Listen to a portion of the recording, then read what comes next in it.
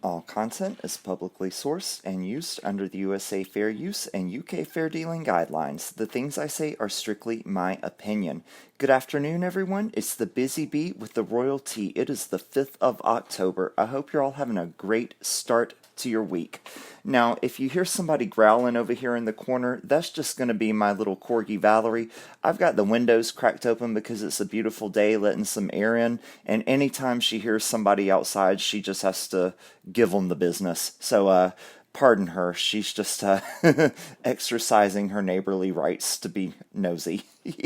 Tips are greatly appreciated. This is my PayPal info. Thank you so much in advance. For today's royal fact of the day, I have a fact about Anne of Denmark, the queen consort of James I, and ooh, this one is a doozy. I was looking through things, trying to find something interesting about Queen Anne, and boy, I found one that knocked my socks off. Probably will yours as well. Let's take a look. First of all, this is Anne. Her get up there seems a little Elizabethan, wouldn't you think? That kind of looks like the shirt Elizabeth was wearing in the same kind of pattern in the rainbow portrait, I believe. But yeah, very reminiscent of Elizabeth I. That is her coat of arms and her royal crest.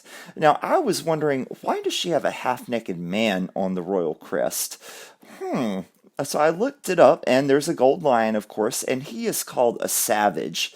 And I don't know if that's to say what kind of man Anne of Denmark preferred. Maybe a savage who would take her for granted and show her what's what. Who knows?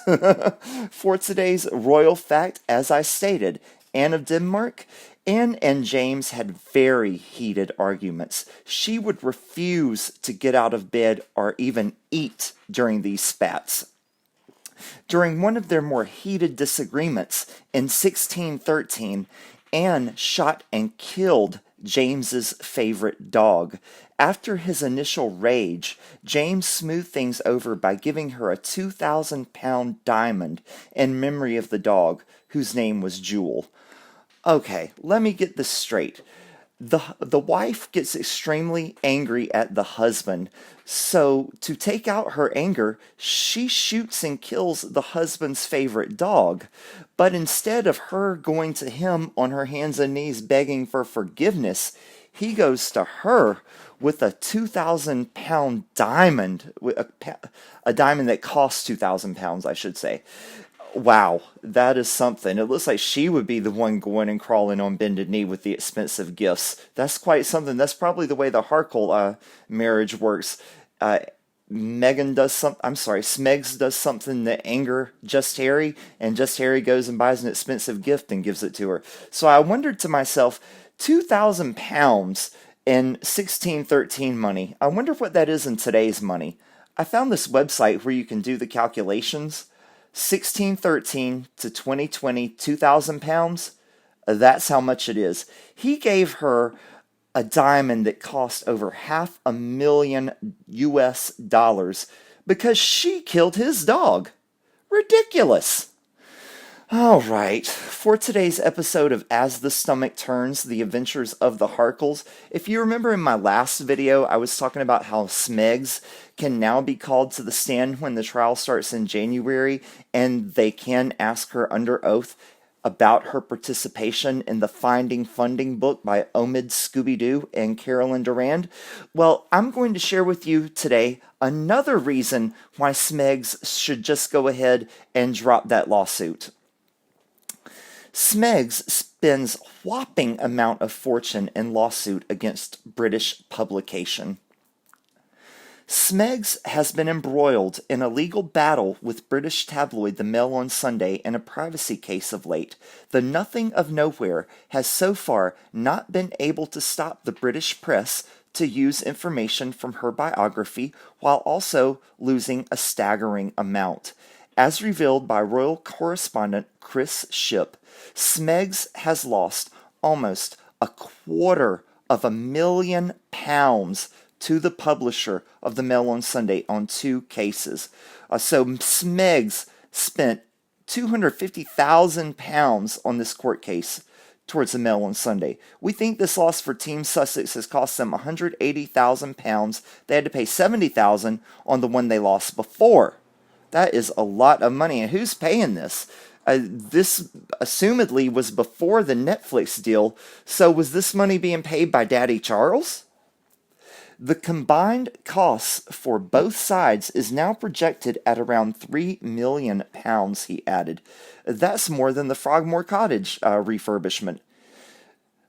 The Sorry Harkles lost the latest round of lawsuit against the Mail on Sunday. The decision came after London's High Court ruled on Tuesday that the paper could amend its case to include details from a recently published biography titled Finding Funding and Funding Freedom. A few comments from the last video about what I mentioned before. Smegs, is going to be on the stand and can testify about her involvement with finding funding. Save her reputation? That yacht has sailed, girl. I'm surprised anybody wanted to touch her in the first place. Well, you know what they say, different strokes for different folks. Everybody likes something, right? Please don't worry about those background noises. We all know you don't have a soundproof room. At least we hope you don't. Wink, wink. Have one. Thanks for the history. How cute. I like the lessons also. Thank you for that. I appreciate it.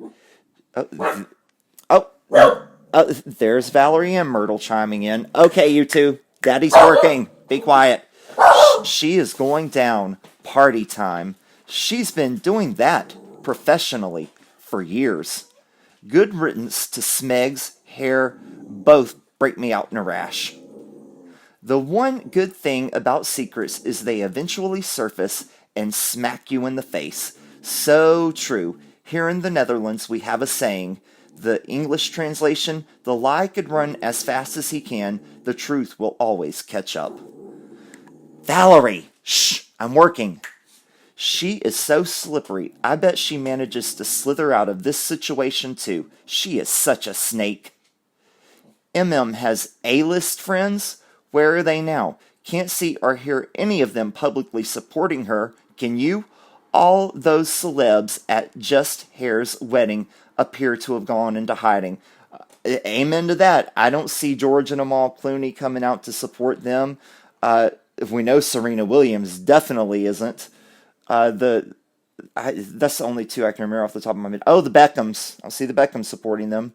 Okay, James Corden. I don't see him coming out with any messages of support for the Harkles. What have we learned today? Number one, like Anne of Denmark, Smegs doesn't get out of bed. Not because she's angry, though, but because she is seeing clients. Number two, the yacht has sailed on saving Smegs' reputation, but she is too old and dried up to be invited on board these days anyway. Number three, one viewer is surprised anyone would want to touch Smegs in the first place, which goes to show some men will touch anything. Number four, the only soundproof room is the Harkle bedroom. And I wonder if it's soundproof so they won't hear the screams of ecstasy coming from Harry Harkle, or if they won't hear Smegs punishing him when he disobeys. Number five, Smegs is for certain going down, but this time it is not for the pleasure of a man.